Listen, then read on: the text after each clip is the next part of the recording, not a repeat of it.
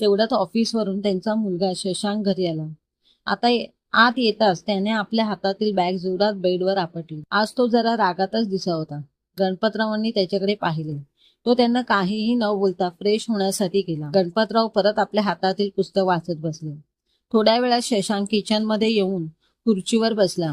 घरी आल्याबरोबर त्याला चहा पिण्याची सवय होती. नेहमीप्रमाणे शुभांगीने त्याला चहा बनवून दिला. त्याच्या चेहऱ्यावरील तणाव तिला स्पष्ट जाणवला. तो चहा पित होता. तेवढा तिने त्याला जरा भीत भीतच विचार, काय झाले शशांक, आपण कोणत्या तरी तणावात दिसत आहात. काही नाही, शशांक जरा रागातच बोलला. त्यावेळी पुस्तक वाचता वाचता गणपतराव त्याच्या तणावाचं कारण जाणून घेण्यासाठी त्यांच्या बोलण्याकडे लक्ष देऊ लागले. त्याचा चहा पिणं झाल्यावर शुभांगीने त्याला विचारलं, तुम्ही माझ्यापासून काहीतरी लपवत आहात. काय झालं सांगा. तुला सांगून काय होणार आहे. काही नाही, पण तेवढं